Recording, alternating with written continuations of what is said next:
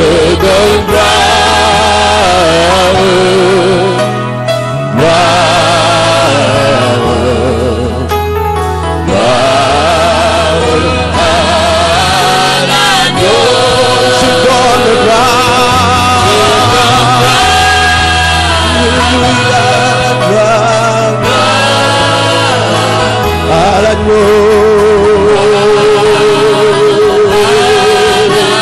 Oh oui, je donne gloire, gloire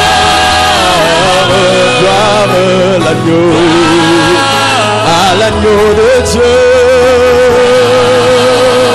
à l'agneau.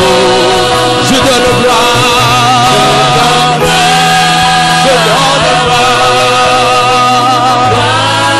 je donne gloire, gloire à l'agneau. Jésus, je donne gloire, je donne gloire, à l'agneau,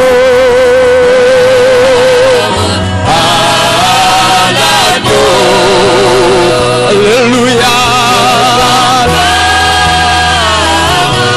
alléluia, alléluia. Je veux te dire que je t'aime. Je veux te dire que je t'aime, mon Seigneur, mon Jésus. Par ton amour suprême, tu as pourvu pour mon salut. Je suis libre, je veux te louer, de tout mon cœur t'adorer. C'est mon désir de me prosterner devant celui qui m'a sauvé. Dis encore, je veux te dire que je t'aime. Je veux te dire que je t'aime, mon Seigneur, mon Jésus. Par ton amour suprême, tu as pourvu pour mon salut. Je suis libre, je veux te louer, de tout mon cœur t'adorer. C'est mon désir de me prosterner devant celui qui m'a sauvé. Nous voulons encore le dire ce matin. Je veux te dire que je t'aime tous ensemble. Je veux te dire que je t'aime, mon Seigneur, mon Jésus. Par ton amour suprême, Dans ton amour suprême, toi seul as pourvu pour mon tu salut. as pourvu pour mon salut. Je suis libre ce matin. Je suis libre, je veux te louer, que tout mon cœur t'adorer. C'est mon désir de me prosterner devant celui qui m'a sauvé. Je donne gloire, Je donne gloire, donnons gloire à l'agneau ce matin. Il en tire gloire en toutes choses de notre Dieu. Oh, je donne gloire, alléluia, à l'agneau de Dieu assis sur le trône, à l'agneau, gloire à l'agneau divin assis sur le trône vivant, gloire à l'agneau de Dieu, l'agneau,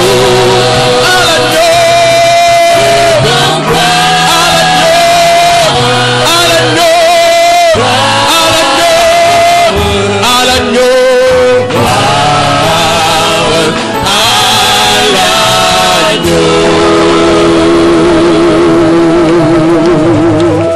Tu es digne d'être acclamé, Seigneur.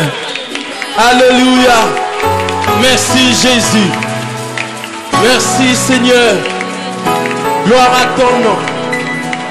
Gloire à ton nom, Jésus. Gloire à ton nom, toi seul. Toi seul est digne de gloire. Toi seul.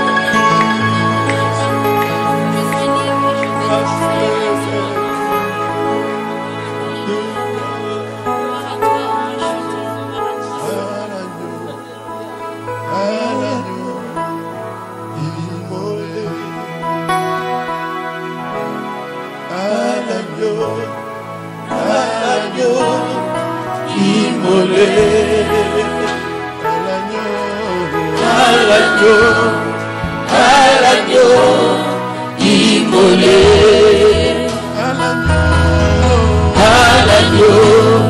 à l'agneau immolé, à l'agneau immolé,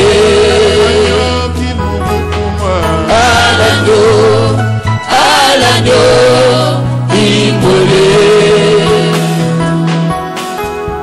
Les ténèbres ont reculé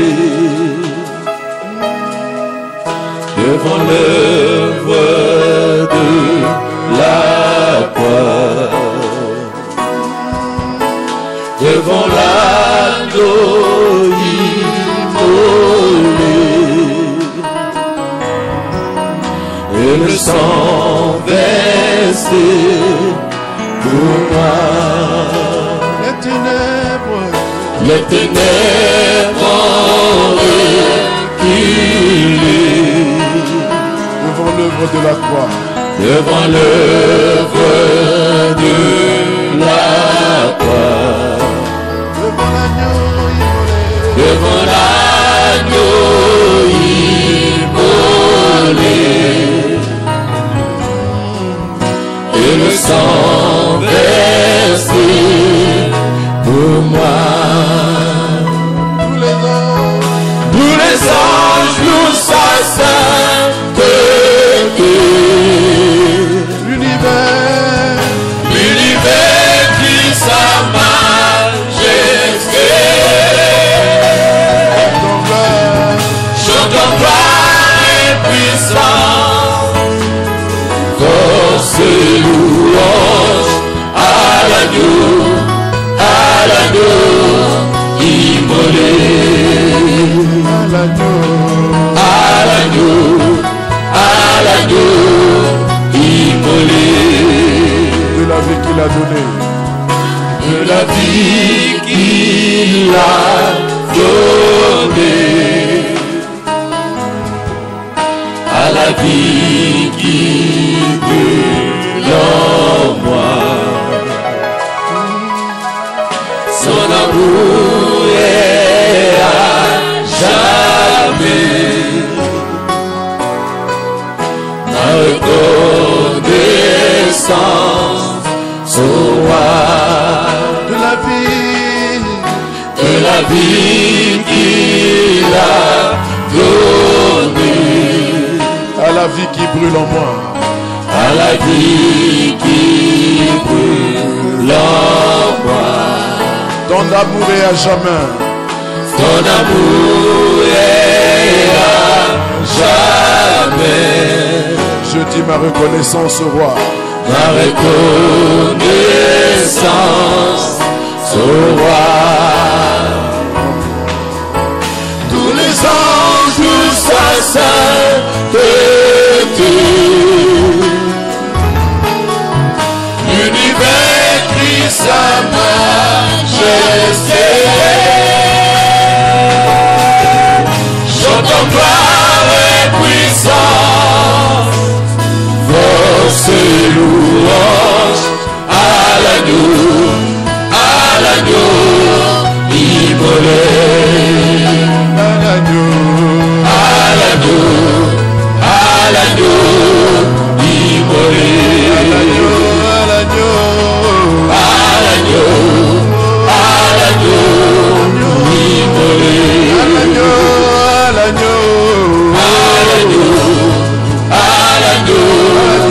immolé, l'agneau de Dieu qui mourut pour moi,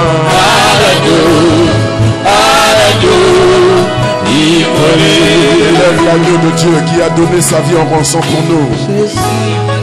Que nous soyons devenus un peuple qui connaît Dieu, qui peut adorer, qui peut célébrer Dieu, c'est parce que l'agneau a donné sa vie. Il a été immolé avant la fondation du monde. Le châtiment qui nous donne la paix était tombé sur lui. Par ses meurtrissures, nous sommes guéris. Et ce matin, nous apprenons comment pouvons-nous conduire d'autres pécheurs ainsi à Jésus-Christ les amener à la nouvelle naissance parce que Christ est mort pour eux. Christ a donné sa vie aussi pour eux. Merci de nous aider, Seigneur, et de nous qualifier pour que nous puissions aider, accompagner des pécheurs qui sont encore nombreux, Seigneur, à faire l'expérience de la nouvelle naissance. Seigneur, tu le peux avec nous. Merci, Jésus.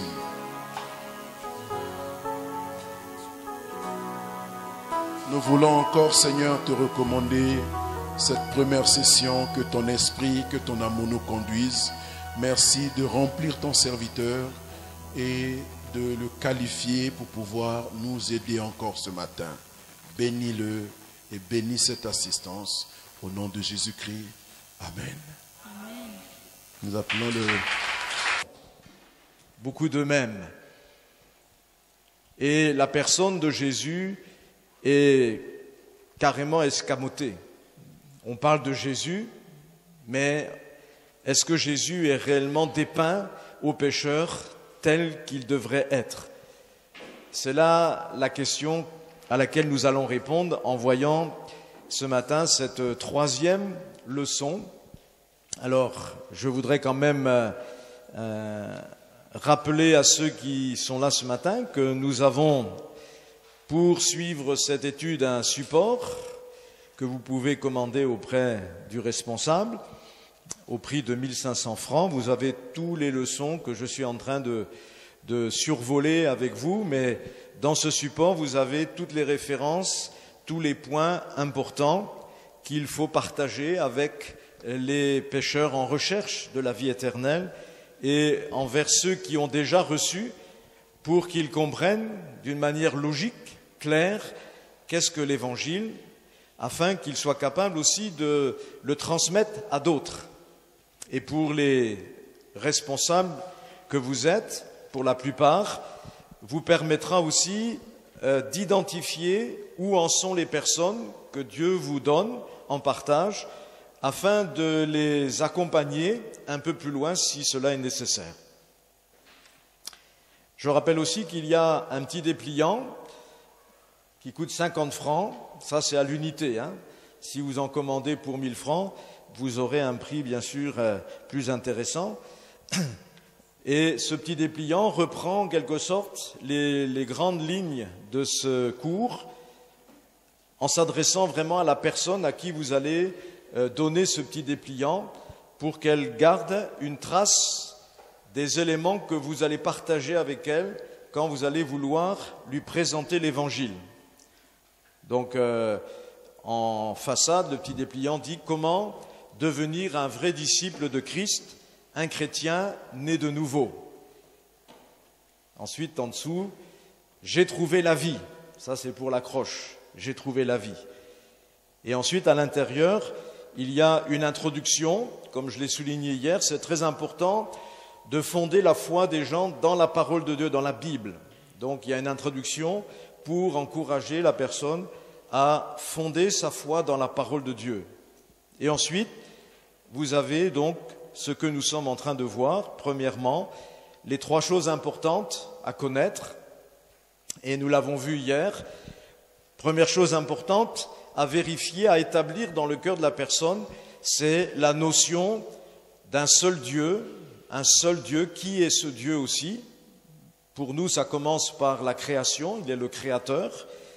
Et ensuite, établir cette relation entre Dieu et sa création, en montrant à la personne que ce Dieu est un Dieu d'amour, qu'il veut le bonheur de la personne, qu'il veut son salut. Puis ensuite, deuxième vérité que nous avons vue aussi hier, c'est faire découvrir aux pécheurs sa séparation d'avec Dieu. Alors c'est très important, notamment quand on a affaire à des gens religieux, qui ont donc une pratique religieuse de dévotion, qui peuvent penser que, du fait de leur religion, ils ont déjà une relation avec Dieu. Alors, dans ce passage, nous avons vu que la Bible nous enseigne la notion du péché, et que le péché n'est pas quelque chose à prendre à la légère, mais que c'est réellement le mal qui a frappé l'humanité tout entière et qui la sépare de Dieu, du Dieu véritable. Même si on adresse à Dieu des supplications, des prières, mais tant que la relation n'est pas rétablie avec Dieu, il ne peut pas y avoir de communion, il ne peut pas y avoir de communication. Comme dit la Bible, tous ont péché et sont privés de la gloire de Dieu. Donc voilà où on en était arrivé hier, et nous allons aborder maintenant ce troisième point très important qui concerne justement la personne de Jésus. Hier, je m'étais arrêté sur ce cri du pécheur qui, ayant réalisé qu'il y a un Dieu qui l'a créé, un Dieu qui l'aime, n'a jamais été reconnaissant envers ce Dieu, a voulu vivre sa vie comme il pensait bon, réalise aussi la nature du péché en lui.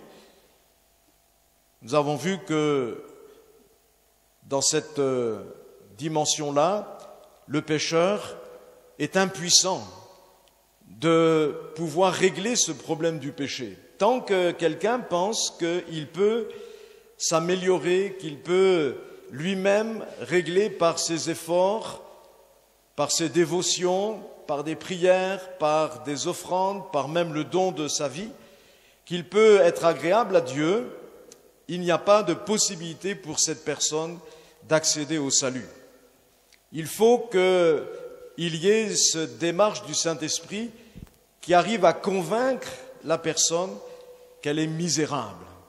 Ceci, même si elle a reçu une belle éducation qui lui a enseigné les bons principes, comme ça peut arriver dans les familles chrétiennes, on enseigne nos enfants les principes qui sont les bons, mais face justement à ces principes, à ces exigences, si la personne est honnête, cela doit la conduire à ce cri de désespoir que Paul pousse dans Romains 7, « Misérable que je suis, qui me délivrera ?» Et c'est là où intervient maintenant la réponse que nous donnons à travers cette troisième leçon. Qui va nous délivrer? Eh bien, en fait, c'est Dieu lui-même qui a pourvu à notre salut en nous donnant Jésus-Christ. Donc c'est là le titre, n'est-ce pas, de cette troisième leçon. Dieu a pourvu à votre salut en Jésus-Christ. Dès le départ, nous voyons que la solution à l'humanité, à son péché, la solution à la perdition de l'être humain ne vient pas de l'homme. Vous savez que dans la plus grande religion du monde, qui aujourd'hui s'appelle l'humanisme, dans cette religion, on pense que l'homme est assez fort, assez bon, pour pouvoir créer lui-même le paradis en quelque sorte, se sortir lui-même de ses problèmes. Et pendant des décennies, nos sociétés occidentales ont fonctionné avec ce principe. Aujourd'hui, force est de constater que c'est un échec complet, puisque malgré tous les efforts qui ont été faits au niveau de l'économie, au niveau social, au niveau de la prise en compte des besoins sociaux des gens dans certains pays, jamais il n'y a eu autant de détresse dans le cœur des gens. J'ai fréquenté l'Afrique occidentale très pauvre, l'Afrique centrale depuis maintenant plus de 6 ans. J'ai vécu très longtemps aussi en France. Peut-être mon apparence ne le montre pas, mais j'ai quand même 63 ans maintenant. Donc, mon épouse et moi, nous avons déjà 7 petits-enfants. Voilà. Je le précise parce qu'en général, on me donne toujours une dizaine d'années en moins, donc je le souligne quand même. Au sens africain, je suis déjà un papa et même un grand-père. Donc j'ai pu analyser et je peux vous dire que même s'il y a de la souffrance, bien sûr, en Afrique à cause de la pauvreté, à cause des conditions parfois climatiques, Quoique maintenant en France, on arrive à avoir les mêmes températures. Hein. Cet été, il a fait plus de 40 degrés dans certaines zones de la France. Mais il n'y a pas une misère aussi grande qu'il y a en Europe. Et cela, bien sûr, les informations, les télévisions, etc., ne le montrent pas.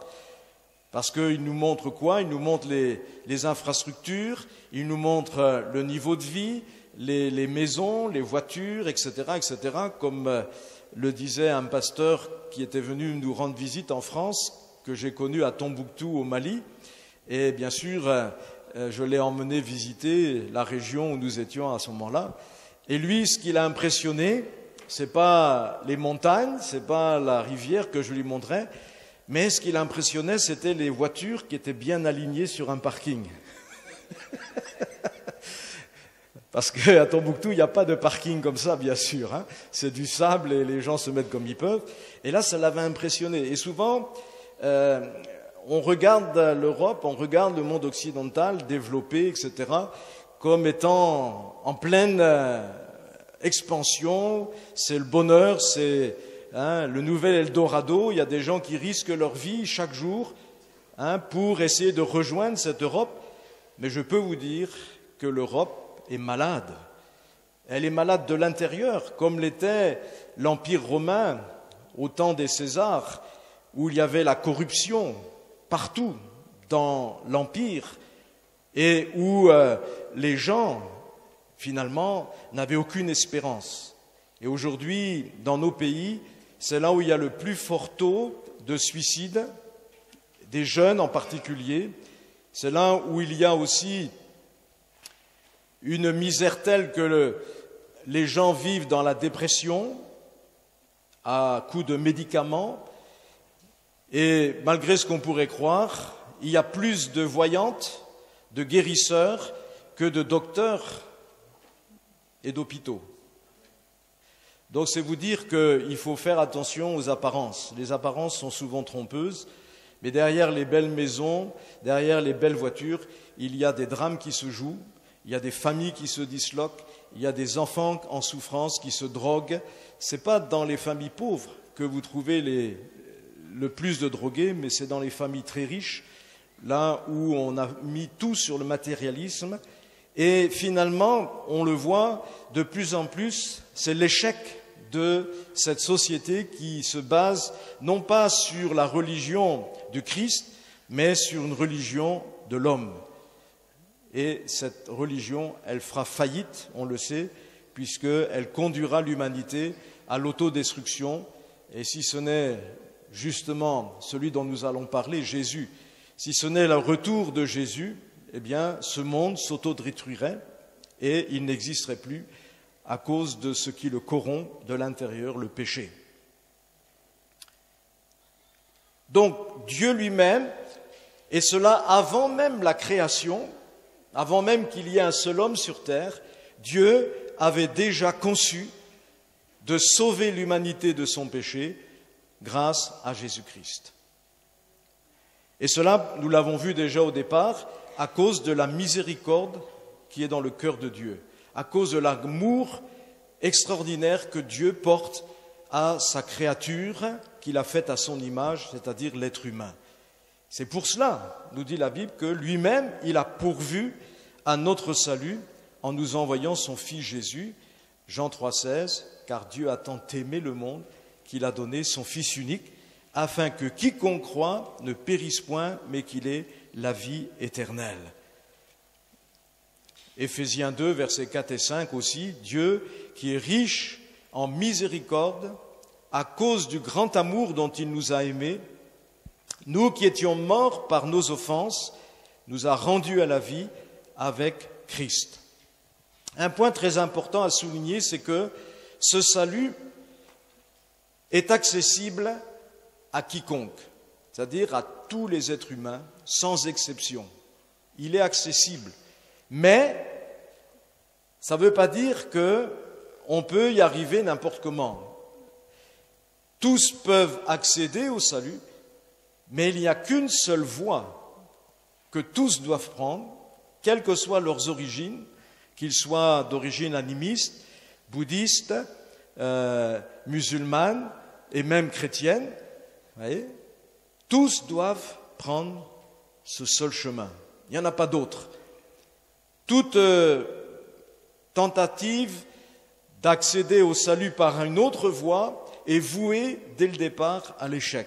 Parce que Dieu est clair dans sa parole, il nous le dit clairement. Romains 11, 32, Dieu a renfermé tous les hommes dans la désobéissance pour faire miséricorde à tous. Si quelqu'un veut se sauver sans passer par la miséricorde de Dieu, il ne pourra jamais y parvenir. Nous l'avons lu hier, Acte 4, 12, il n'y a de salut en aucun autre, car il n'y a sous le ciel aucun autre nom qui ait été donné parmi les hommes par lequel nous devions être sauvés. Donc, comme on le disait dès la première leçon, il n'y a un seul Dieu, mais il y a aussi un seul intermédiaire entre Dieu et les hommes. J'insiste beaucoup sur ce texte de 1 Timothée 2, versets 5 et 6, parce qu'il est un texte fondateur quand vous voulez amener les gens dans la connaissance de Dieu, dans la connaissance du salut. Il y a un seul Dieu et aussi un seul médiateur entre Dieu et les hommes, Jésus-Christ, homme. Chaque mot est important dans ce texte, qui s'est donné lui-même en rançon pour tous. Si vous analysez chaque mot de ce verset, vous avez là déjà le chemin qui est tracé clair. Alors, ce que j'aimerais voir à travers cette leçon maintenant, c'est qui est donc Jésus-Christ? Qui est-il? Vous savez que lorsque l'on pose cette question, ce n'est pas moi qui l'ai posée le premier, c'est Jésus. Un jour, dans Matthieu 16, Jésus demanda à ses disciples, « Qui dit-on que je suis, moi, le Fils de l'homme ?» Remarquez une chose, lorsque Jésus était sur terre, il s'appelait rarement le Fils de Dieu, mais toujours il prenait comme nom le Fils de l'homme. On verra tout à l'heure qu'est-ce que cela veut dire. Alors, les disciples qui sont interpellés par Jésus répondent. D'abord, dans la réponse, vous verrez qu'ils ne vont pas d'abord, eux, se mouiller. Ils répondent ceci. Les uns disent que tu es Jean-Baptiste. Donc en fait, ils ne font que redire ce qu'ils ont entendu que d'autres disaient. Les uns disent que tu es Jean-Baptiste. Les autres, Élie, donc le prophète Élie, qui est mort depuis longtemps.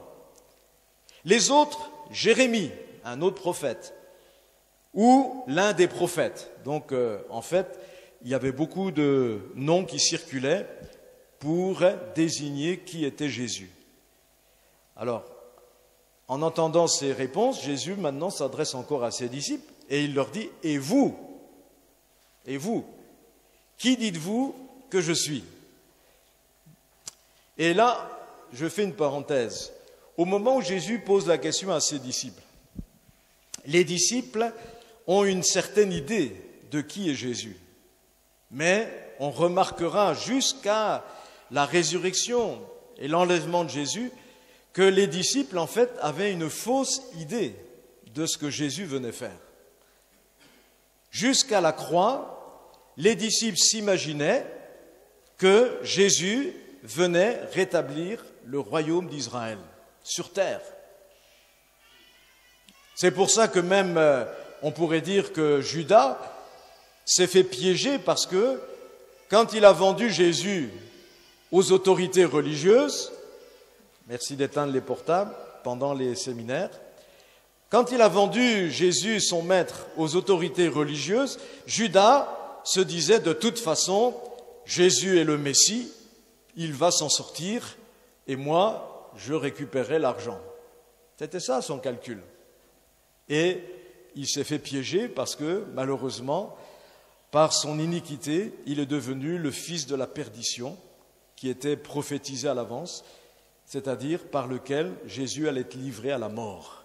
Et la preuve, on en reparlera plus tard, c'est que lorsqu'il a vu Jésus se laisser faire, être conduit maintenant à la mort, eh bien, maintenant Judas est complètement désespéré.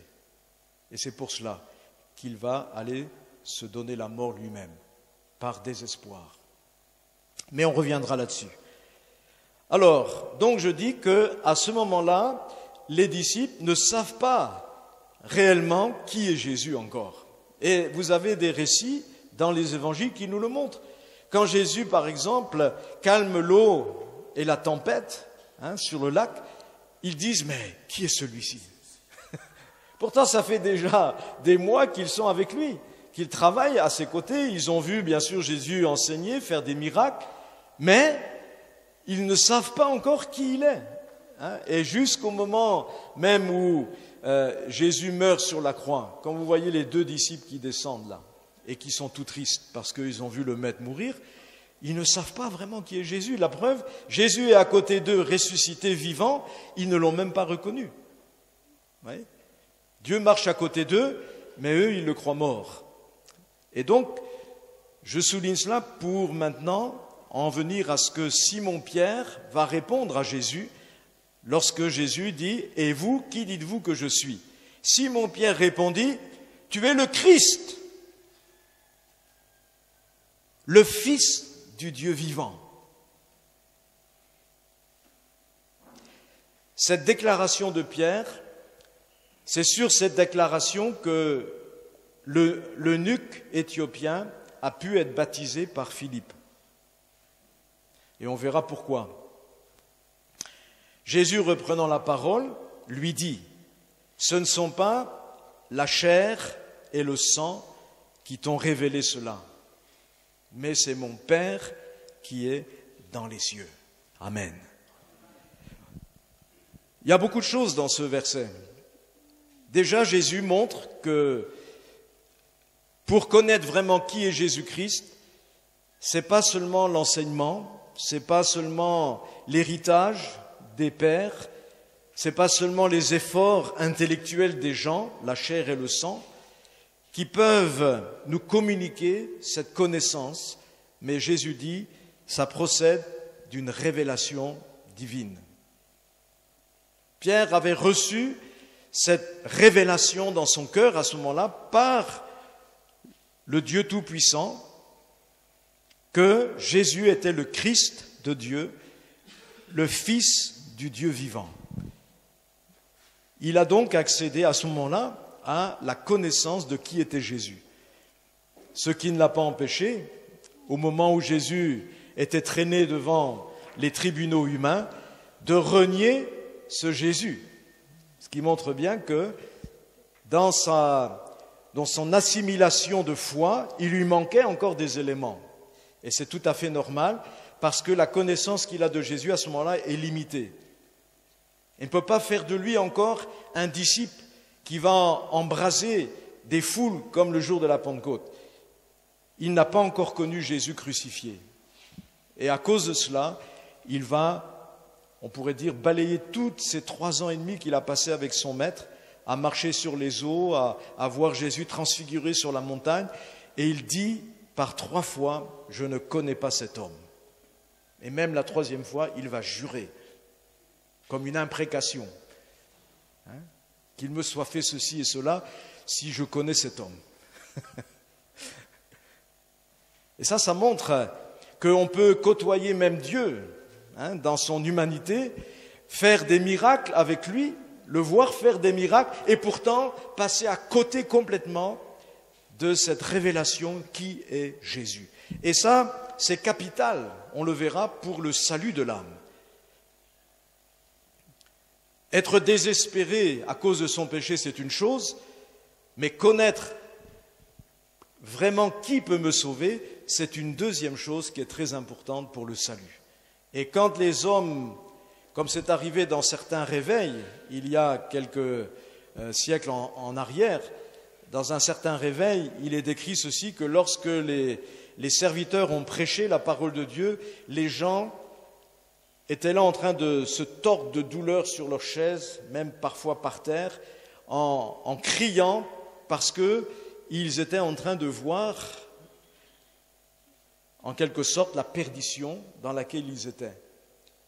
Et les prédicateurs racontent dans leur récit que, après parfois des dizaines de minutes, voire plusieurs heures de ces souffrances spirituelles qu'avaient les âmes en proie à leur péché, ils étaient sous une conviction de péché.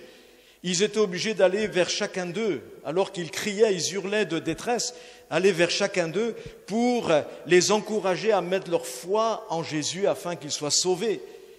Et ils racontent dans ces temps de réveil que les uns après les autres, ces hommes, ces femmes qui accédaient alors à la révélation de Jésus-Christ et à l'assurance que Jésus était leur sauveur, alors après se levaient et disaient « Alléluia, merci Seigneur, tu m'as sauvé ». Oui. Mais avant qu'ils n'aient la connaissance de Jésus, leur sauveur, une connaissance intérieure, une foi en lui, ces hommes étaient complètement désespérés. Ils étaient dans l'état où on a vu Paul hier qui disait « Misérable que je suis, qui va me délivrer ?»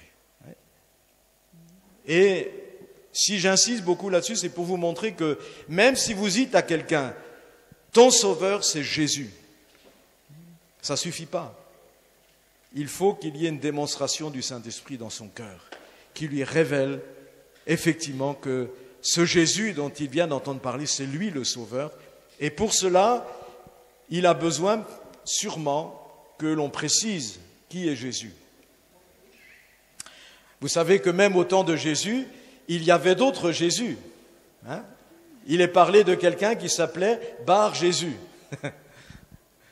Donc il y avait d'autres Jésus, d'autres personnes qui s'appelaient Jésus, qui se prétendaient par leur nom être aussi le Sauveur, puisque Jésus, je rappelle, c'est un mot qui veut dire Dieu sauve. Alors ce n'est pas parce que je m'appelle Sauveur que forcément je suis celui qui peut sauver. Jésus lui-même préviendra ses disciples en disant « Le temps viendra où des faux Jésus apparaîtront ».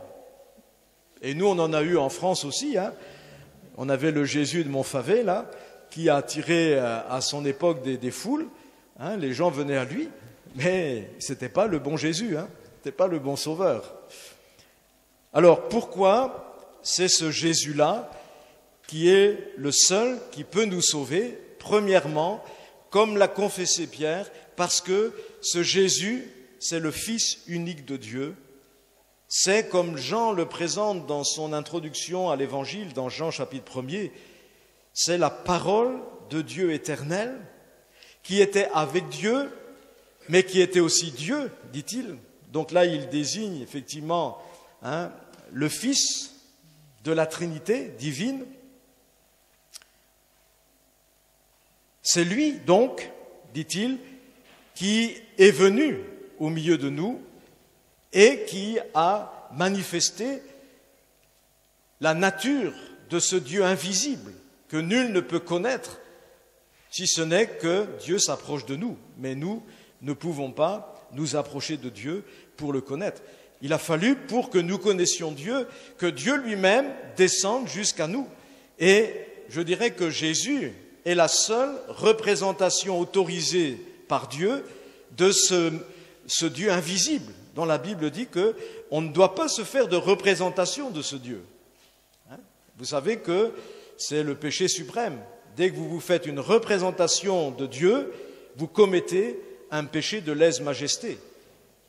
Parce que vous êtes incapable de reproduire vraiment qui est Dieu. Dès que vous faites une représentation de Dieu, automatiquement, vous êtes en train de réduire Dieu à votre conception. Même une représentation intellectuelle est un péché et qui vous sépare de la connaissance du vrai Dieu. Parce que vous avez des gens, ils croient connaître Dieu. Ils se sont fait une représentation intellectuelle de Dieu. Et maintenant, quand Dieu vient à eux, comme Jésus venait auprès des docteurs juifs, qui eux aussi avaient leur idée sur Dieu, sur Yahvé, eh bien, qu'est-ce qui se passait? Leur connaissance bloquait la révélation de Dieu. Et ils sont passés à côté, puisqu'ils ont été jusqu'à rejeter Dieu qu'ils croyaient servir. Vous voyez? Donc voilà ce qui arrive quand les gens ont une idole, une représentation personnelle de Dieu, ça les bloque pour recevoir maintenant la révélation de qui est Dieu. Et c'est comme cela que vous voyez beaucoup de ces gens religieux, juifs, à l'époque de Jésus, qui, voyant Jésus, n'ont pas réalisé que c'était pourtant le Messie. Et pourtant, s'ils avaient été sincères, honnêtes, Jésus a accompli plus de 300 prophéties des Saintes Écritures qu'ils avaient. Ça aurait dû quand même les interpeller à un moment donné. Mais c'est écrit ceci. Et il y en a même qui ont dit à ces mages venus d'Orient, ah oui, dans l'Écriture, il est écrit que c'est en Juda, que c'est à Bethléem, que doit naître. Ils étaient capables de citer les textes qui ont été accomplis par Jésus, mais ils n'ont pas reconnu Jésus. Et ça, c'est parce qu'ils avaient leur propre conception. C'était devenu leur idole. Et pourtant, vous savez, les Juifs religieux attachaient beaucoup d'importance sur ce commandement, tu ne te feras pas d'image taillée.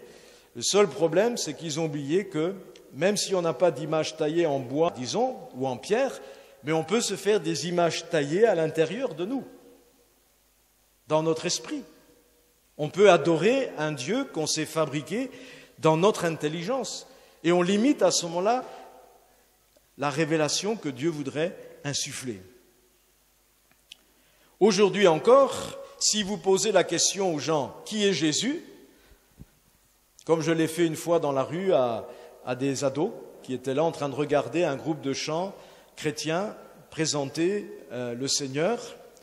Il y avait un groupe d'ados qui s'était approché et je m'approche de ce groupe et je pose la question, ça vous intéresse?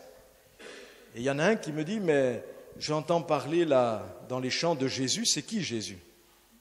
J'étais étonné, mais cet adolescent en France ne connaissait pas même le nom de Jésus. C'est vous dire l'obscurantisme qu'il y a dans l'Europe. Il ne connaissait pas le nom de Jésus.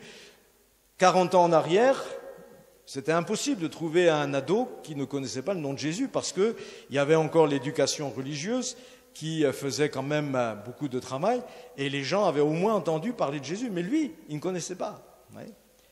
Alors, mais même lorsque vous posez la question à des gens qui croient connaître Jésus, vous allez être étonné de la réponse que les gens vont vous donner. Qui est Jésus? Aujourd'hui, il y a encore beaucoup d'opinions différentes sur la personne de Jésus. Et même parmi les chrétiens,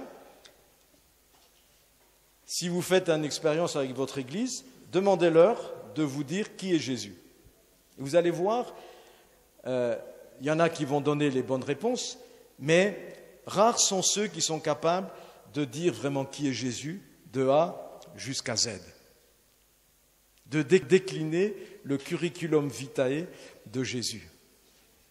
Alors, pour une question de compréhension et aussi de logique, j'ai essayé de décrire dans cette leçon qui est Jésus dans un ordre chronologique pour qu'on puisse s'en souvenir et on puisse le retransmettre rapidement. Au départ, qui est Jésus? On peut dire Jésus est la parole de Dieu éternelle. Il est Dieu, il n'a ni commencement ni fin. Il est doté de tous les attributs divins de la Trinité. Et c'est ce que Pierre va confesser. Tu es le Fils du Dieu vivant. Oui, on peut dire aux musulmans, Dieu a un fils. Mais quand vous le dites à un musulman, il faut l'expliciter, cette expression, parce que quand vous dites ça à un musulman, à cause de l'enseignement qu'on leur a donné, eux, ils pensent que vous êtes en train de dire que Dieu, qui est unique, a eu une relation avec une femme de laquelle il y a eu un enfant et que maintenant c'est cet enfant qui est le Fils de Dieu. C'est ça qu'ils pensent.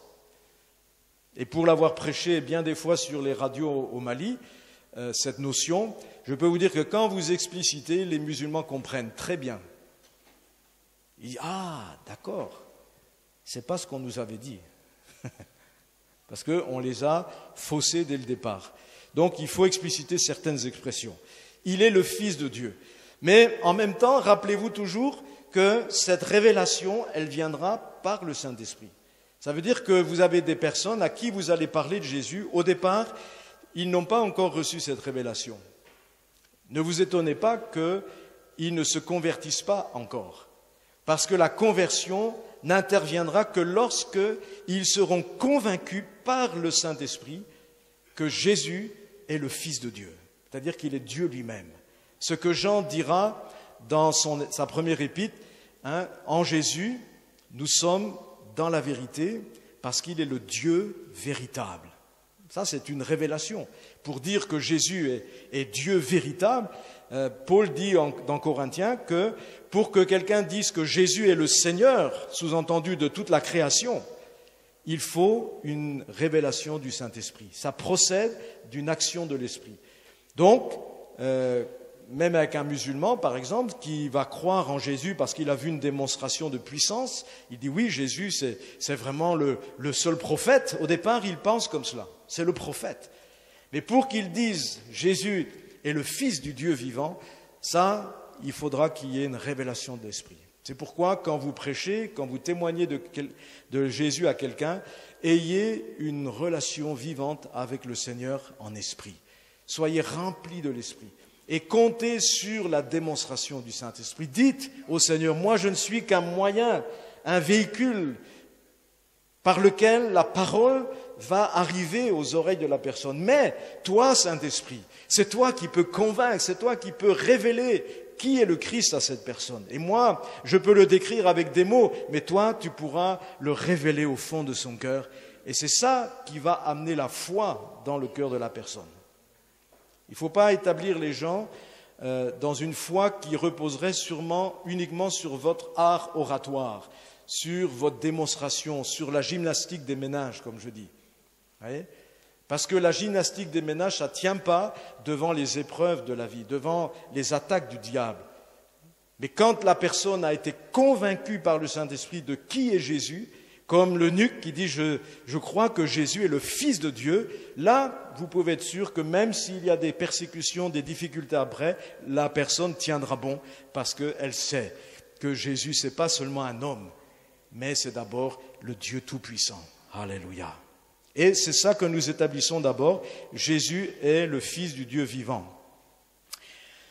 Ensuite, deuxième point, Jésus est la parole de Dieu incarnée. Pour reprendre une autre expression, est la parole de Dieu faite chair. C'est ce que Jean utilise comme expression dans son évangile au chapitre 1er. Jean 1, 14. Et la parole a été faite chair et elle a habité parmi nous, pleine de grâce et de vérité. Alors là, vous avez donc au moins 3 évangiles qui relatent comment la parole de Dieu a été faite chair. Matthieu, Luc et Marc donc rappellent ces choses. Enfin, c'est surtout Matthieu et Luc qui en parlent. Et voilà pourquoi, dans ces textes, Jésus va être appelé Emmanuel. Emmanuel, ça veut dire quoi? Ça veut dire, c'est un prénom qui veut dire Dieu avec nous. Donc si vous vous appelez Emmanuel, vous avez un beau prénom, parce que ça vous rappelle tout le temps que Dieu est avec vous. Mais le vrai Emmanuel, c'est Jésus. C'est la parole faite chair. Donc, les textes nous rapportent qu'effectivement, Jésus est né non pas d'une relation entre Dieu et une femme, mais d'une intervention de l'Esprit dans une femme, Marie, qui était vierge à ce moment-là, qui n'avait pas connu d'homme, et Jésus a été conçu par le Saint-Esprit dans le sein même de Marie. À partir de ce moment-là, on peut dire que Jésus a commencé son incarnation. Même quand il est déjà fœtus, il est déjà dans le processus de l'incarnation. Vous remarquerez qu'il va naître, aussi comme tous les bébés naissent d'une femme.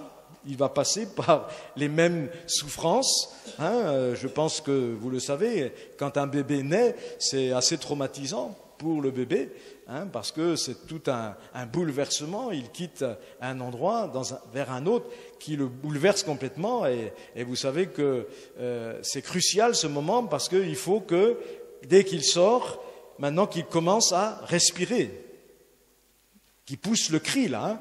Ah, il est vivant, eh oui. Et ça, c'est miraculeux, hein. C'est très étonnant de voir comment la vie vient dans cet enfant. Jusqu'alors, il reçoit la vie par sa mère, hein. C'est elle qui lui communique les éléments dont il a besoin pour se développer.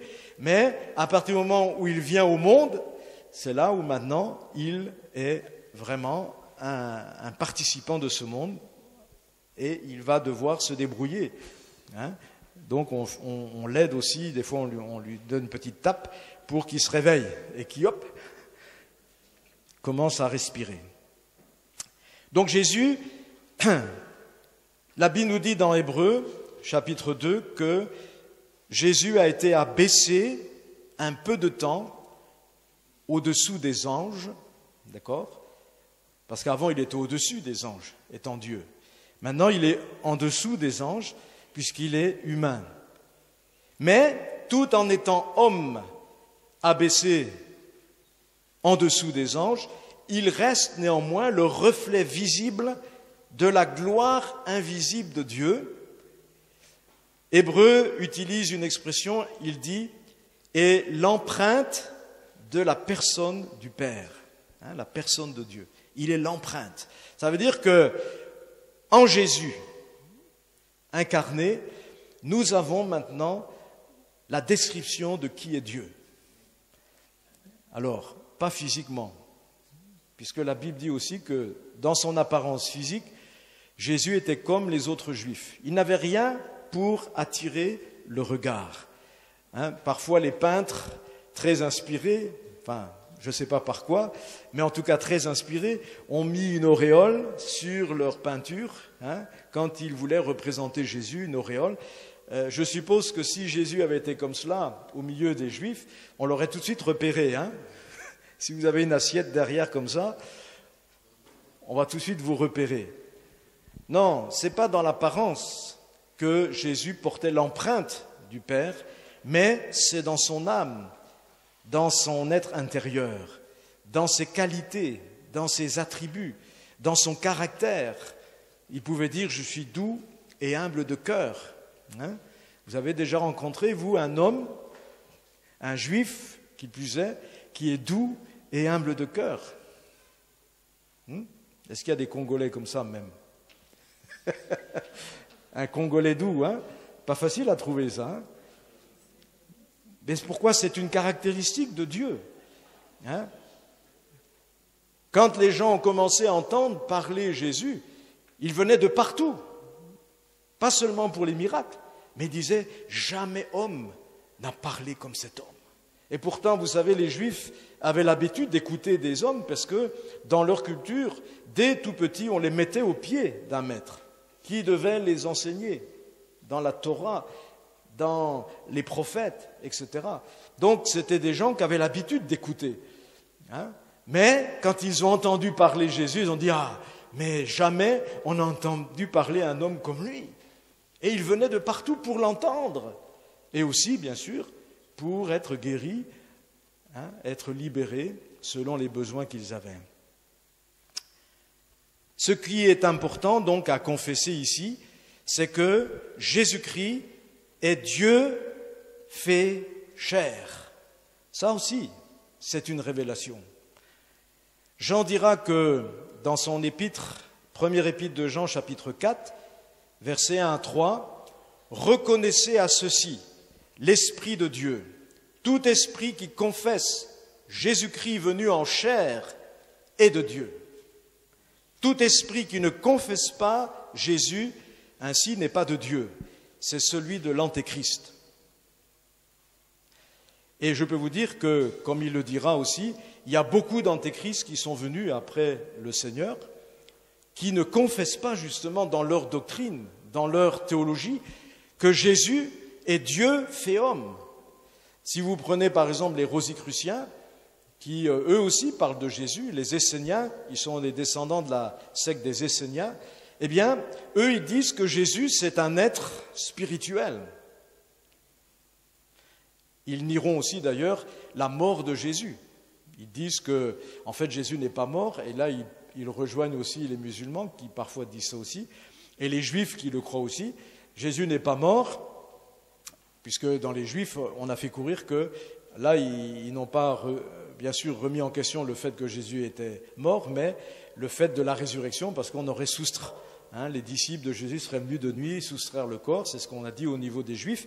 Mais dans ces sectes, on dit que voilà, Jésus n'est pas un homme, mais c'est un esprit qui a pris la forme d'un homme.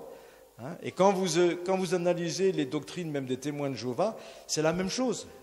Vous verrez que le Jésus dont parlent les témoins de Jéhovah, ce n'est pas le Jésus des Écritures. En fait, si vous allez par déduction, vous allez trouver que en fait, c'est l'ange Gabriel qui s'est incarné. Ouais, ça, c'est les fruits des études de certains frères en France qui ont étudié profondément leur doctrine. Donc, mais tous ces sectes, en fait, refuseront de reconnaître que Dieu, le Dieu créateur infini, qui a créé le ciel et la terre, que ce Dieu s'est abaissé jusqu'à prendre la forme humaine. Non. Et ça, c'est l'esprit de l'Antéchrist. Mais celui qui est de Dieu, celui qui a reçu la foi de Dieu, la révélation de Dieu, il accepte, il confesse cet état que Jésus, c'est Dieu fait homme. Comme dira Jean, en Jésus, nous sommes dans le Dieu véritable. Et pourtant, troisième élément, Jésus, en tant que Dieu incarné, a été parfaitement homme, en tout point, à l'exception d'une seule chose, par rapport aux autres hommes, c'est que quand il est né, il ne portait pas en lui le péché. Pourquoi? Parce qu'il n'a pas été conçu par un homme, il a été conçu par le Saint-Esprit. Donc Jésus est né sans la nature pécheresse. Il est né pur et saint.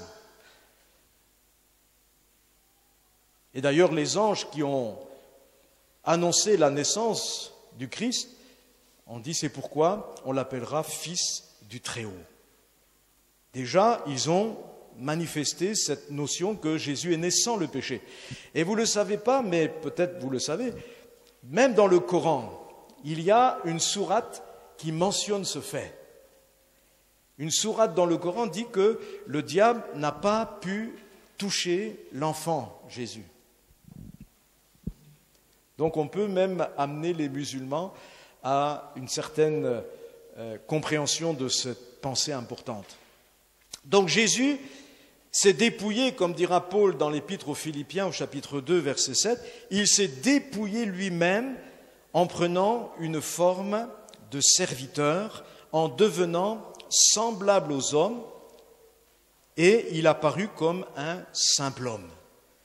Vous remarquez que Jésus n'a pas décidé de naître dans une famille de rois ou de gens puissants, mais il est venu dans une famille humble d'Israël, qui n'avait même pas de quoi d'ailleurs se payer un logement quand ils sont allés à Bethléem pour se faire recenser. Ils ont dû mettre l'enfant Jésus d'abord dans une étable parce qu'il n'y avait plus de place dans les hôtels de la ville. Donc Jésus vraiment s'est dépouillé. Et c'est pourquoi il aimait, en tant qu'homme, dire qu'il était le Fils de l'homme. Bien sûr, quand quelqu'un disait « Tu es le Fils de Dieu », il ne niait pas le fait, parce que c'est la réalité. Un jour, un homme a dit « Tu es le Fils de Dieu ». Et Jésus a dit simplement « Tu l'as dit ». Sous-entendu, ce n'est pas moi qui le dis, c'est toi qui le dis. Mais tu as raison de le dire. Mais pour l'instant, ce qui est important pour Jésus, c'est d'être le Fils de l'homme. Pourquoi? Parce que Jésus n'est pas venu pour faire des miracles au milieu des hommes, même s'il en a fait. Ce n'est pas son but. Jésus est venu pour mourir à la place des hommes. Et pour cela, il faut qu'il soit parfaitement aussi un homme, sinon ça n'a aucun sens. Si c'est le Dieu qui vient comme ça, comme on le raconte dans les films de science-fiction, un sauveur qui vient du ciel, revêtu de force, de puissance, qui soulève les montagnes et tout ça. Mais non, ce n'est pas un sauveur comme ça qui peut nous sauver du péché. La Bible dit que sans effusion de sang, il n'y a pas de salut, il n'y a pas de pardon pour le péché. Donc, il fallait que Jésus soit, comme Jean-Baptiste va le déclarer, conduit par Dieu, voici l'agneau de Dieu qui ôte le péché du monde. Il fallait qu'il soit un agneau, c'est-à-dire un homme comme nous. Et on étudie ça quand on étudie la Christologie. Jésus a été soumis aux mêmes limitations humaines que nous. Limitations au niveau de la fatigue, de la faim, de la soif, de la souffrance, etc. La Bible dit qu'il a dû apprendre l'obéissance. Est-ce que Dieu a besoin d'apprendre l'obéissance? C'est un concept qui n'existe même pas dans le ciel. Dieu n'a pas besoin d'apprendre l'obéissance. Mais dans son incarnation, il a dû apprendre l'obéissance par les choses qu'il a souffertes. Donc, il a été vraiment pleinement homme. Et voilà pourquoi il aimait se désigner par cette déclaration « Je suis le Fils de l'homme ». Il a dû supporter, donc je l'ai dit, la faim, la soif, la fatigue, comme n'importe quel homme. Il n'avait pas d'apparence extraordinaire. Il était pleinement homme, à la seule exception, et c'est le quatrième point, Jésus a été le seul homme juste qui n'a jamais péché. Hébreux 4,15. Il a été tenté comme nous en toutes choses, et c'est en cela qu'il est parfaitement homme, parce que le fait qu'il soit la parole de Dieu incarnée ne lui a pas évité la tentation. Il a été tenté comme nous dans toutes les choses, comme nous sommes tentés, dit le texte, mais à la différence des autres, il n'a jamais commis de péché, sans commettre de péché. Ce qui veut dire donc que Jésus, en tant qu'être humain depuis son enfance, depuis qu'il était conscient en tant qu'enfant, jusqu'à sa mort sur la croix, Jésus a été constamment au service de la volonté de son Père, sans jamais faillir en rien, en quoi que ce soit. Ça veut dire qu'il a satisfait à toutes les exigences de la loi, des articles de loi contenus dans l'Ancien Testament. Et quand vous étudiez l'Ancien Testament de près, je peux vous dire qu'il y en avait des articles de loi. Tous ces articles ont été satisfaits. La Bible dit que Jésus a accompli la... Être humain qui peut revendiquer le fait qu'il a accompli toute la loi. Et à cause de cela, en tant qu'homme, il devait vivre éternellement. Celui qui mettra toutes ces choses en pratique vivra, disait la loi. Elle promettait donc quelque part le retour de la vie éternelle par ce moyen. Mais, vous le savez, aucun juif qui avait la loi n'a pu satisfaire à ces exigences, sinon le Christ, Jésus. Jésus donc a accompli tout. Et d'ailleurs, on le voit déjà à 12 ans, Jésus était animé de cette pensée, dans Luc 2, 49, « Ne saviez-vous pas qu'il faut que je m'occupe des affaires de mon Père ?» Si vous prenez aujourd'hui un adolescent ou un préado de 12 ans et que vous lui questionnez « Qu'est-ce que tu veux faire plus tard ?» Rares seront ceux qui vont dire ce que Jésus a dit. Il faut que je fasse l'œuvre de Dieu. Mais Jésus, à 12 ans, c'était ça. Il voulait faire la volonté de son Père. Il cherchait, dans la parole de Dieu, à connaître quelle était sa mission, quelle était sa destinée. Et lorsqu'il commencera son ministère à 30 ans, Jésus sait pourquoi il est venu sur cette terre. Il ne se laissera pas détourner du chemin, ni par les tentations du diable, ni par les manifestations des hommes, quelles qu'elles soient, même au sein même de son groupe. Rappelez-vous quand Pierre dira à Jésus, qui dit « Je vais bientôt mourir », et Pierre dit « Ah, cela à Dieu ne plaît, cela ne t'arrivera pas ». Jésus dit « Arrière de moi, Satan ». Il repousse la tentation qui sort de la bouche de Pierre, qui le dit bien sûr de manière inconsciente, mais néanmoins, ça devenait une tentation que le diable exerçait sur Jésus. Donc Jésus savait, parce qu'il a pris le temps, dans son enfance, dans sa croissance, de lire les textes de la Bible, enfin de l'Ancien Testament, et on le voit à 12 ans, il est capable de discuter avec les grands docteurs de la loi à Jérusalem, dans le temple, et les docteurs de la loi sont là. Jésus a réponse à tout. Et même il interprète les Écritures comme les docteurs n'arrivaient même pas à le comprendre, parce que pendant ces 12 années, il a étudié lui-même la parole du Seigneur. Il a découvert quel était le plan de Dieu, que lui-même avait conçu quand il était dans le ciel, mais il est obligé de le découvrir maintenant en tant qu'homme pour savoir quelle doit être sa mission. S'il arrivait avec des connaissances extérieures, on ne pourrait plus dire c'est un homme. Non, ce qu'il a appris en tant qu'homme, il l'a appris comme nous l'apprenons. Par la prière, il a découvert la volonté de son Père, etc. Et c'est pourquoi, quand il va mourir sur la croix, une des dernières phrases qu'il va dire est celle-ci: tout est accompli. Alléluia. Est-ce que nous pourrions dire ça quand nous allons mourir? J'ai tout accompli ce que Dieu m'avait demandé. Est-ce qu'il y en a un qui pense pouvoir dire cela? Qu'il lève la main tout de suite. Personne ne lève la main, hein? Et vous avez raison, parce que il y a bien des fois où on n'a pas fait ce que Dieu nous demandait de faire. On a été désobéissant. On a manqué de pertinence dans ce que Dieu nous demandait. Ou on s'est arrêté en chemin, on n'a pas été jusqu'au bout. Mais Jésus est le seul homme qui a pu dire avant de mourir: le diable n'a rien en moi.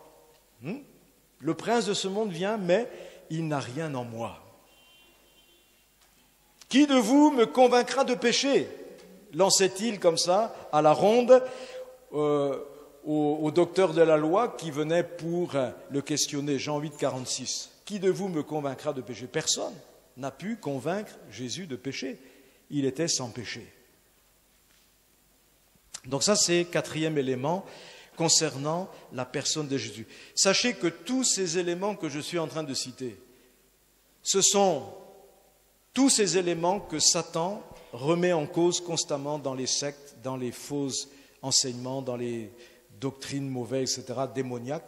C'est tous ces enseignements-là de base essentiels que Satan remet en cause. Parce qu'il sait que la valeur du sacrifice de Jésus en tant que sauveur des hommes repose sur ces éléments-là. Regardez toutes les histoires qu'on a racontées sur Jésus, que finalement Jésus aurait connu une femme, etc. Toutes ces affaires-là, ça vient des démons qui ont insufflé, qui ont mis ces pensées dans le cœur de gens qui sont devenus des instruments démoniaques pour propager ces fausses doctrines, ces fausses histoires. Cinquième élément concernant Jésus, Jésus a donné sa vie volontairement. Il a dit, c'est pas vous qui me prenez la vie, c'est moi qui la donne. Jésus a donné sa vie volontairement pour tous les hommes et il est mort, crucifié pour nos péchés. Chaque mot compte. Comme j'ai dit tout à l'heure, il y en a qui remettront en cause. Les Esséniens, par exemple, disent que, ah non, mais avant de mourir, les disciples sont venus décrocher le corps de Jésus, l'ont emmené dans leur temple secret, et là, Jésus a continué à vivre, et puis voilà, nous descendons des Esséniens. C'est ce qu'ils vous diront les Rosicruciens. Bon, pourquoi j'en parle? Parce que mon père a fait partie un temps des Rosicruciens, donc je connais leur doctrine de l'intérieur.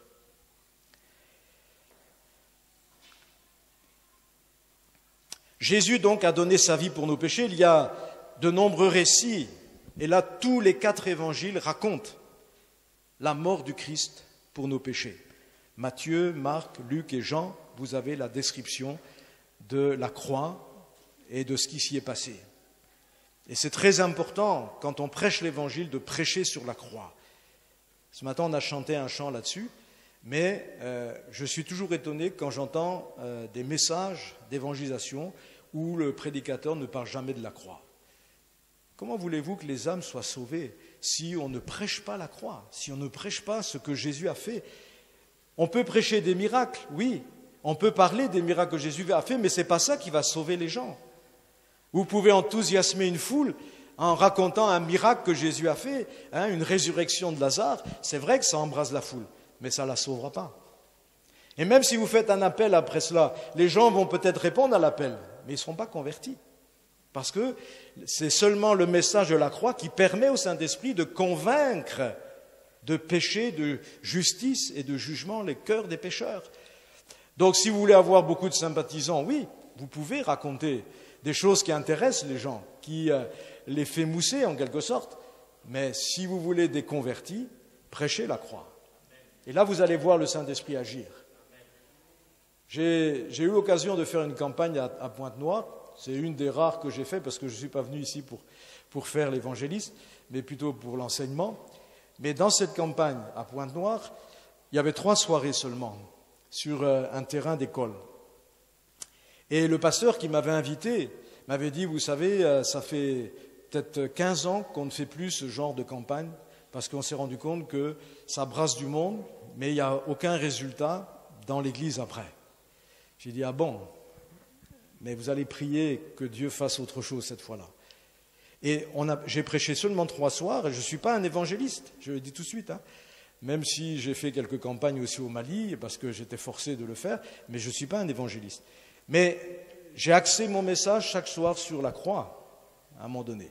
Et je peux vous dire que les frères ont été édifiés parce que nous avons vu des centaines de personnes venir à l'appel.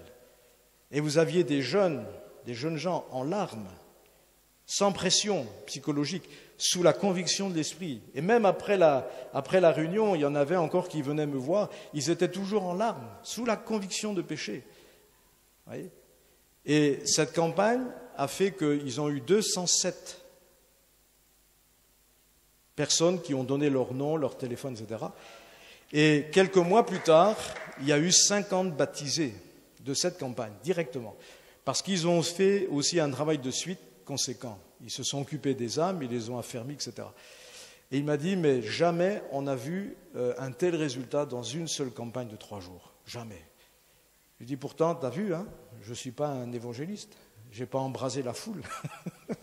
Mais j'ai prêché la croix et le Saint-Esprit a démontré que la croix est le seul moyen pour le pécheur d'être sauvé.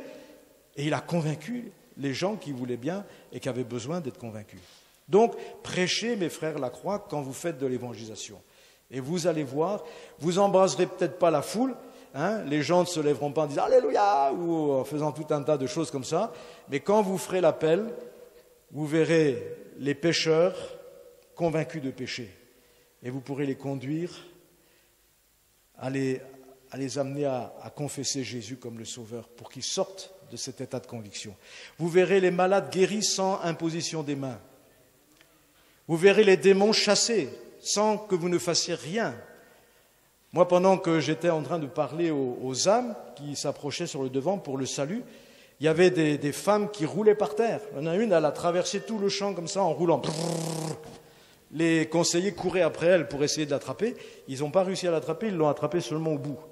Les démons étaient en train de sortir. Parce que c'est le seul message qui fait peur au diable, la croix.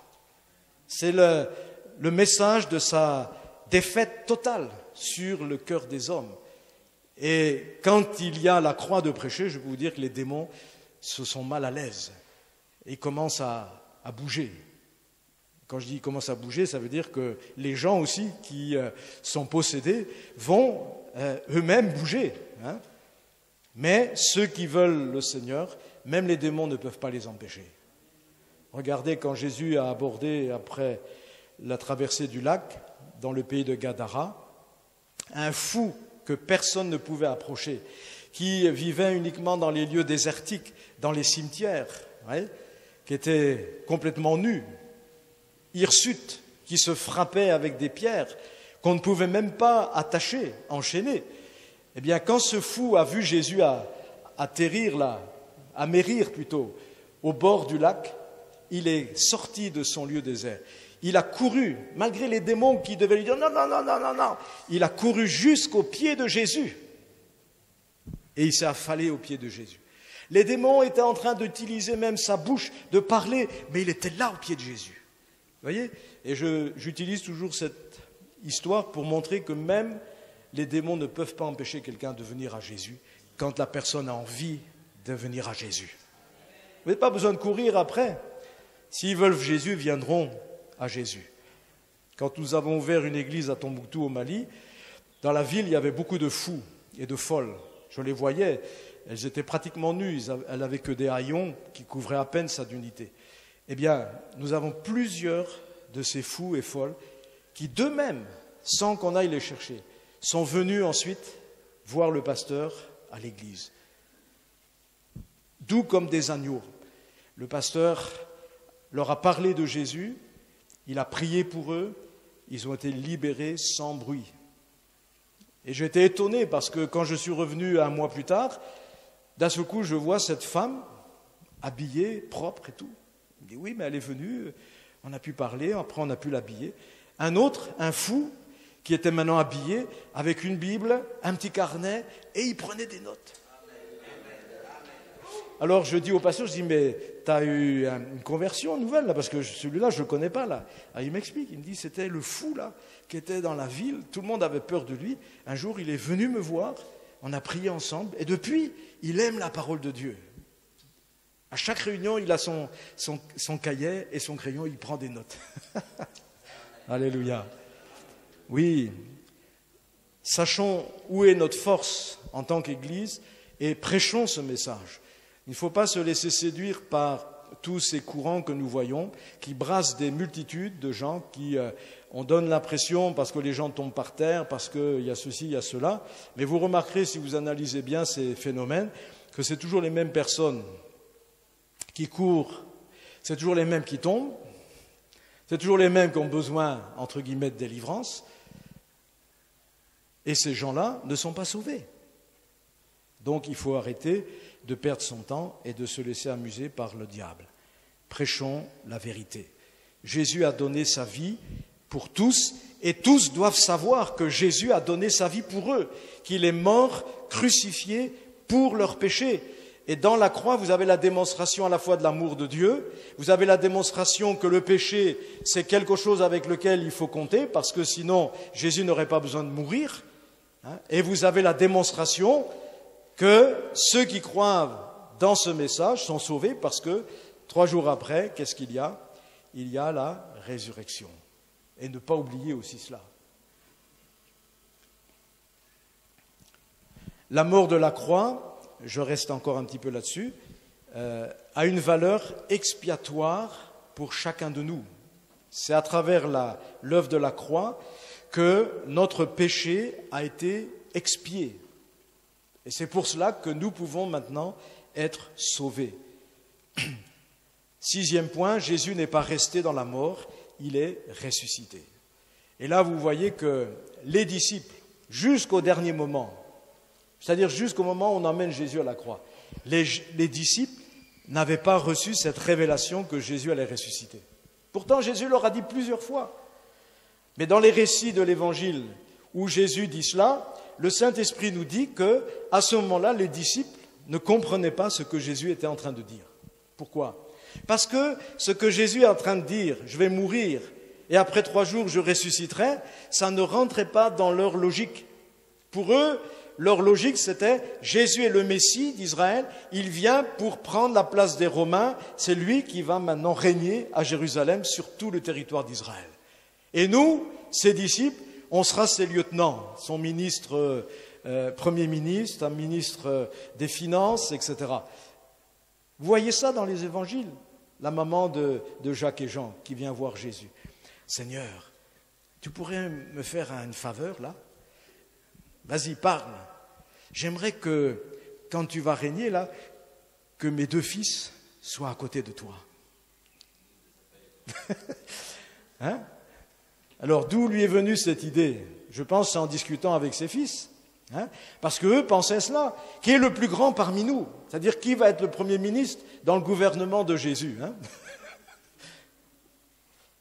Et Jésus entendait les disciples parler comme cela, et il les enseignait, il les reprenait. Mais eux, ça ne passait pas. Pourquoi? Parce qu'il fallait la croix d'abord. Il fallait la croix d'abord. Et là, quand la croix arrive, maintenant, ils sont tous décontenancés. Hein? À part Jean qui est au pied de la croix, les autres ont disparu, on ne sait pas où ils sont. Ils ne sont pas où ils sont. Et on voit que même lorsque les femmes viendront le matin de la résurrection annoncer aux disciples qui étaient là terrés dans leur chambre haute parce qu'ils avaient peur maintenant qu'on vienne les prendre comme étant les disciples de Jésus et leur faire subir le même sort, eh bien, ils vont dire non, mais ça c'est des racontards de bonnes femmes. Ils ne vont pas croire, les femmes qui vont témoigner de la résurrection de Jésus. Et il n'y en a que 2, Pierre et Jean, qui vont quand même aller au tombeau et qui vont regarder, effectivement, le tombeau est vide. Mais il n'est pas dit qu'ils vont avoir la révélation à ce moment-là que Jésus est vraiment ressuscité. Ils s'imaginent tout un tas de choses. C'est seulement quand Jésus va apparaître, le soir de la résurrection, dans cette chambre haute, vivant, que là maintenant... Et même en le voyant, la Bible dit, il y en a encore qui avaient des doutes. Ils se disaient, est-ce que vraiment c'est lui? Est-ce que c'est pas son esprit? Est-ce que c'est un fantôme? Déjà, quand Jésus marchait sur l'eau, vous avez vu qu'il y en a qui ont dit, ah, c'est un fantôme. Et Jésus a dit, non, c'est moi. Ils ne connaissaient pas. En fait, celui qu'ils ont côtoyé pendant 3 ans, ils ne l'ont pas réellement connu à ce moment-là, comme on doit le connaître. Et c'est pourquoi Jean dira plus tard, si on a connu Jésus avant, maintenant on le connaît d'une autre manière. Et je pense, si vous posez la question, vous pourrez le faire quand vous serez avec lui dans le ciel, quand vous poserez la question à Jean, comment est-ce que tu as préféré connaître le Jésus, là, homme qui faisait les miracles, ou après la résurrection, l'enlèvement? Il vous dira, moi je préfère le Jésus après l'enlèvement, parce que maintenant je sais qui est vraiment Jésus.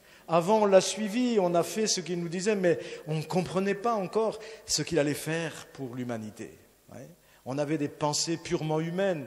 On s'occupait de savoir qui allait occuper la place du trésorier, du secrétaire de Jésus, etc.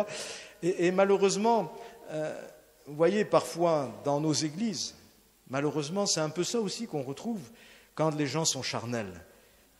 Vous allez dans les églises, on va élire le président de la communauté, alors les gens sont là comme si c'était les élections, n'est-ce pas, dans le pays politique. Ils font même de la politique.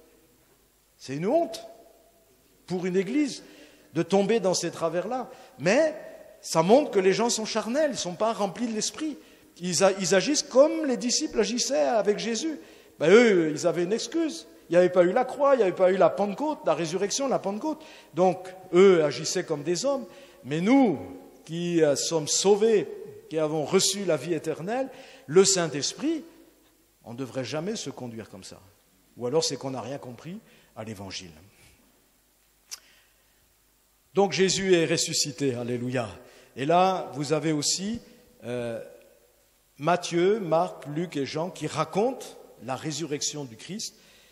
Et même, on peut dire, acte 1 aussi, on reparle quand Luc va écrire le début du livre des Actes. Jésus a annoncé plusieurs fois sa résurrection, je l'ai mentionné, et de nombreux témoins ont pu attester de la réalité aussi de cette résurrection. Jusqu'à plus de 500 frères à la fois l'ont vu ressusciter, sont des témoins oculaires. Donc la résurrection de Jésus, Paul dira, lorsqu'il prêchera à Athènes, dans Actes 17, 31, la résurrection de Jésus, c'est la preuve claire que Dieu a donnée à l'humanité, que Jésus, c'est bien l'homme,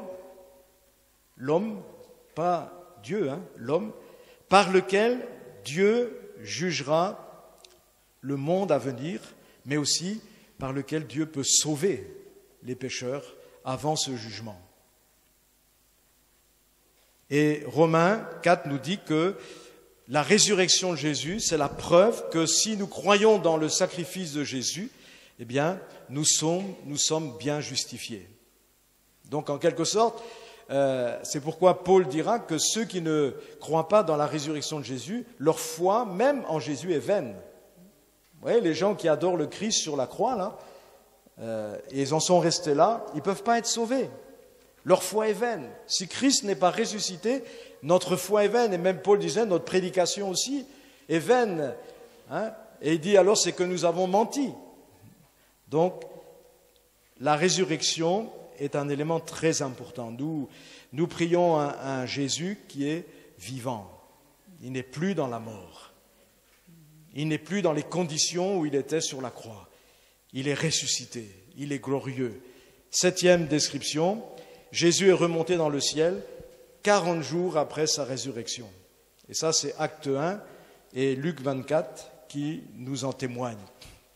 Il a été élevé à ce moment-là comme Seigneur des seigneurs et Roi des rois, ayant reçu tout pouvoir dans le ciel et sur la terre, et il s'est assis à la droite de Dieu. Parce que la position de Jésus aujourd'hui dans le ciel n'est pas la même que celle avant l'incarnation. Vous voyez ? Maintenant, en tant qu'homme ressuscité, glorifié, il occupe une place extraordinaire parce qu'il est maintenant capable de défendre notre cause devant Dieu lui-même, devant la justice de Dieu. Il est notre défenseur, vous voyez, en tant que représentant de la nature humaine, puisqu'il a été dans un corps comme nous, et en tant que aussi celui qui a offert son sang pour sanctifier maintenant les pécheurs, il peut présenter notre défense auprès de la justice divine. La Bible dit que quand il est entré dans le ciel, il a amené les mérites de son sacrifice. Petite parenthèse, quand on parle du sang de Jésus, parfois j'ai entendu des prédications sur le sang de Jésus, c'est à la limite de la magie, hein, quand vous écoutez parfois certaines prédications sur le sang de Jésus. Sachez que l'expression sang de Jésus dans la Bible, ça désigne toute l'œuvre de la croix. Il ne faut pas y attribuer un pouvoir magique. Ouais. Placez-vous sous le sang de l'agneau. Ça veut dire quoi? Dans l'esprit de certaines personnes qui sortent de l'animisme, hein, on peut voir ça comme quelque chose de magique. De la même manière que je mets mon idole, mon gris-gris, sur moi et ça me protège. Hein. Mais le sang de l'agneau, ça désigne en fait l'œuvre de la croix. Donc quand vous utilisez cette expression, n'y attribuez pas non plus un pouvoir magique. Hein.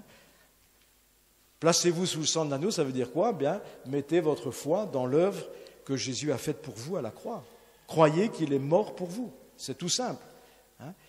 Parce que sinon, si vous n'expliquez pas bien, les gens vont commencer à croire qu'il faut qu'ils aient chez eux le sang de Jésus. Ça va être la nouvelle idole, hein, le nouveau gris-gris.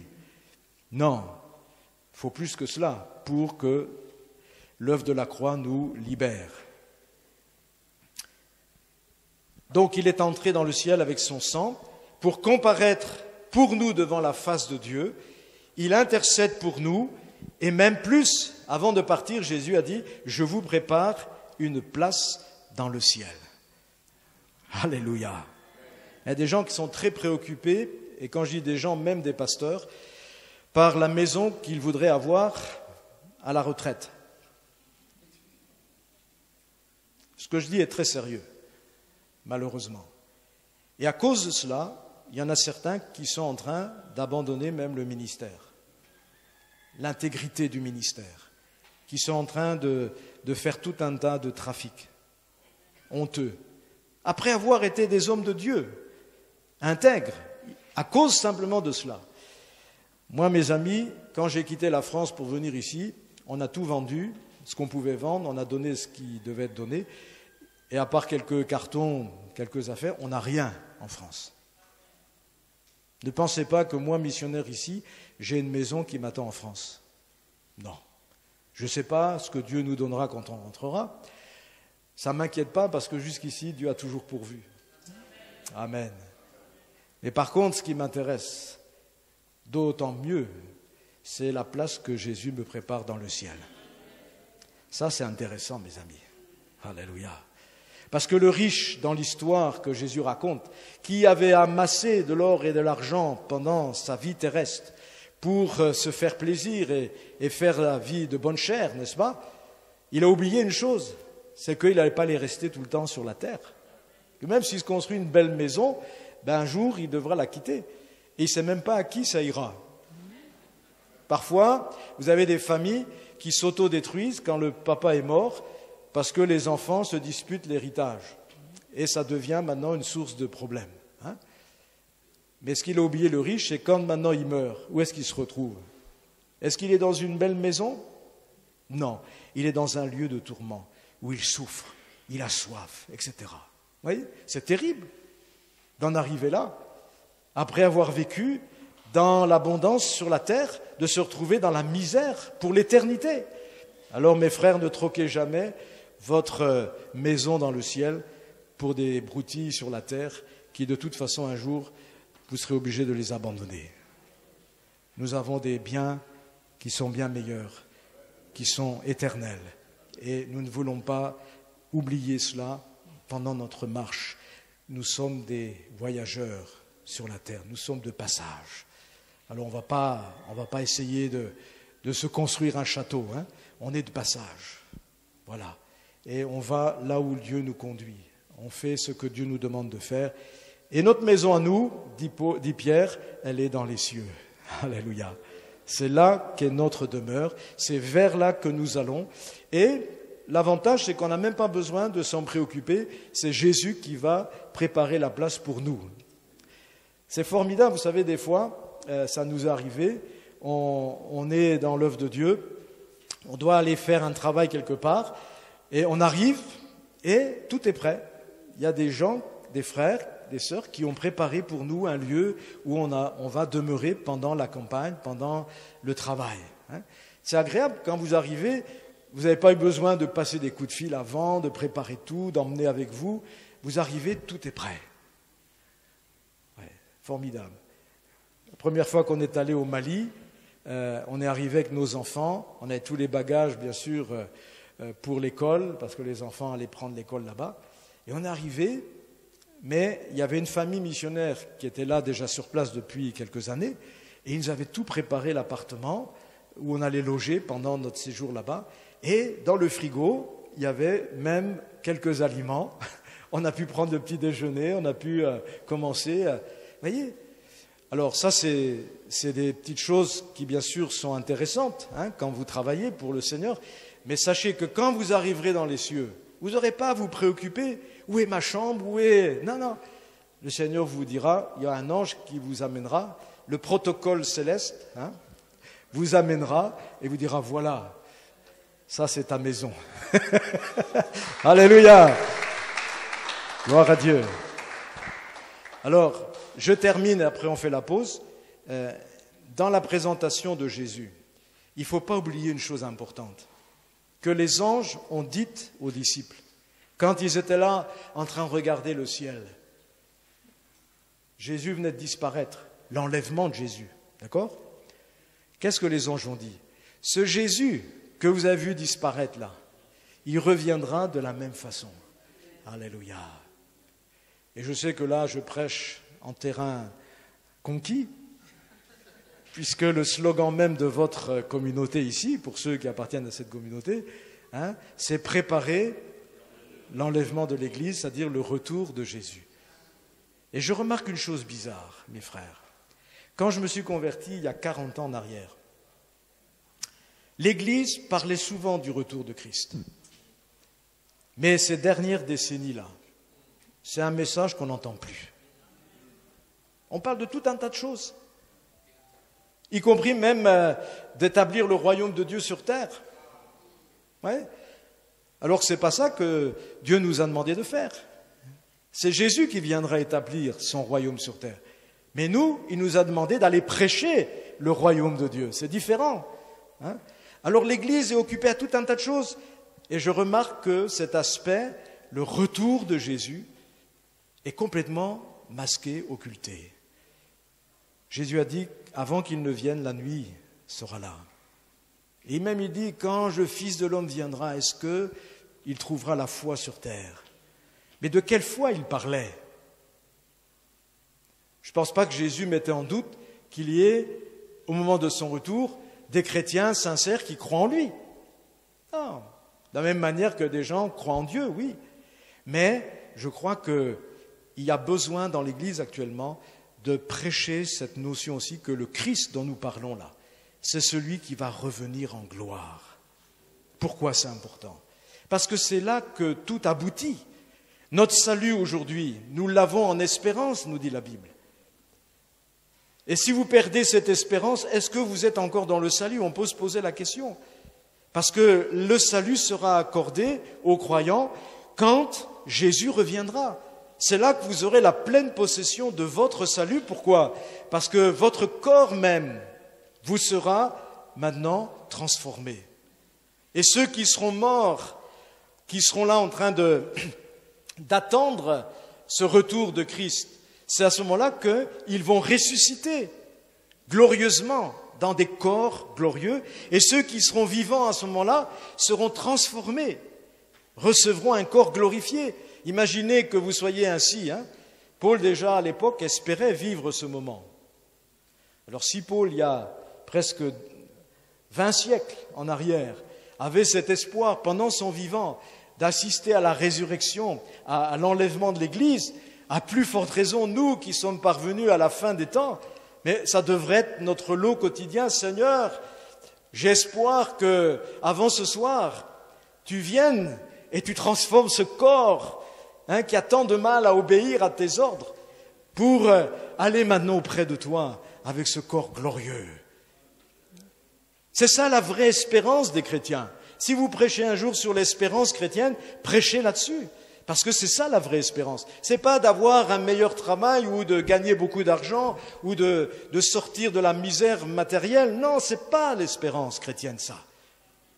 Ça peut être éventuellement des à côté, si Dieu vous fait grâce. Mais c'est pas obligé non plus, Lisez Hébreux 11, vous allez voir qu'il y a eu dans l'histoire de l'Église chrétienne nombre de témoins de Christ qui sont morts dans l'oubli, qui ont vécu dans des cavernes, qu'on a tués, qu'on a livrés aux lions, à la hache et à toutes sortes de sévices. Donc n'oublions jamais cela. Mais la vraie espérance chrétienne, pour laquelle les gens ont été prêts à donner leur vie, à mourir, plutôt que d'avoir quelques avantages, ils ont préféré dire « je suis chrétien » et mourir. Pourquoi? Parce qu'eux, ils avaient cette espérance, qu'après la mort, Christ reviendrait et leur donner un corps glorifié et qu'ils vivraient pour l'éternité avec Jésus. C'est ça la vraie espérance. Et il faut que nos croyants aient cette espérance aussi dans leur cœur. Prêchons-leur donc que Jésus va revenir d'abord pour enlever l'Église de la terre et ressusciter ceux qui sont morts en Christ. Prêchons-leur qu'ensuite Jésus va rétribuer ses serviteurs et ses servantes. Ça veut dire que si tu travailles dans l'œuvre de Dieu, attends-toi maintenant à passer devant le Maître. Comment tu auras travaillé? Est-ce que tu auras été intègre dans ton travail? Est-ce que tu auras fait le travail comme Dieu te le demande ou selon ton bon plaisir? Tout cela, tu devras quand même en rendre compte au Seigneur.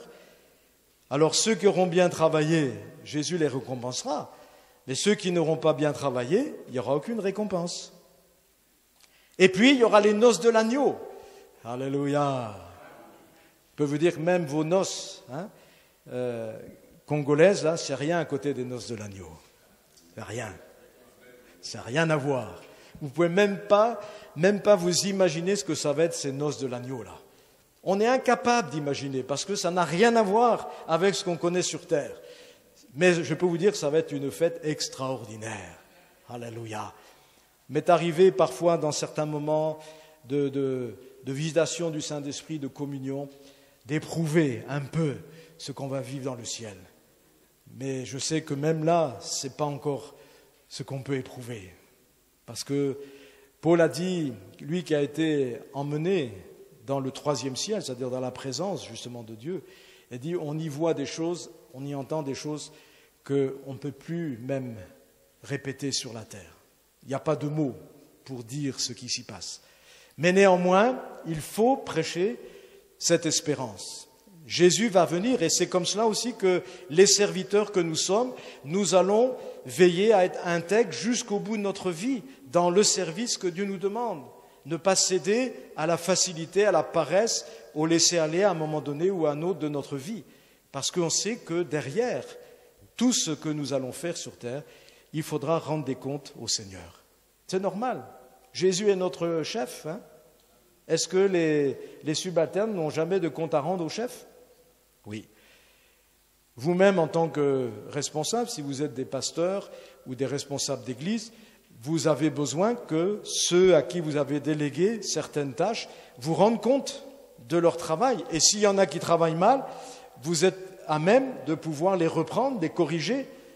Et vous pensez que notre chef, à tous, ne va pas aussi nous redemander des comptes? Il y a parfois des pasteurs, des leaders d'église qui se comportent comme si c'était eux Dieu. Mes frères, n'oubliez jamais que même si vous êtes un responsable, même un président de mouvement, vous aurez encore plus de comptes à rendre que les autres devant le chef de l'Église. Parce qu'il n'y a qu'un seul chef de l'Église. Ce n'est pas un homme, c'est Jésus homme. Mais ce n'est pas un homme ici. Aucun de nous n'est le chef de l'Église. C'est Jésus qui est le chef de l'Église. Et c'est à lui que tout serviteur de l'Église aura à rendre compte de son travail. Et ensuite, dernier volet, quand Jésus reviendra sur terre pour juger les nations en colère contre Israël et pour délivrer le peuple d'Israël d'une mort certaine, d'une extermination que l'Antichrist aura fomentée, eh bien, c'est à ce moment-là que Jésus va faire taire toutes les armes pendant 1000 ans, qu'aura lieu le règne de Christ pendant 1000 ans. L'Église sera associée à Christ à partir du moment où elle sera enlevée et qu'elle sera unie à lui dans le ciel. Et après les 1000 ans, Satan, qui aura été mis en prison, sera relâché de sa prison, essaiera de séduire à nouveau les nations pour les rassembler dans une guerre contre l'agneau et ses saints, mais il sera vaincu même sans bataille, et là il sera jeté définitivement dans le lieu de tourment éternel, où il rejoindra le faux prophète, l'Antichrist, qui aura déjà été mis là avant les 1000 ans, et ensuite c'est là qu'aura lieu la résurrection de tous les morts pour passer en jugement devant le grand trône du jugement.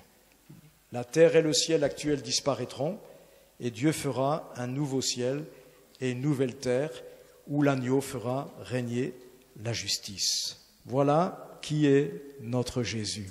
Amen. Que le Seigneur nous bénisse. Voilà. C'est l'heure de la pause maintenant. On va prendre une petite pause, je pense. C'est toi qui prends la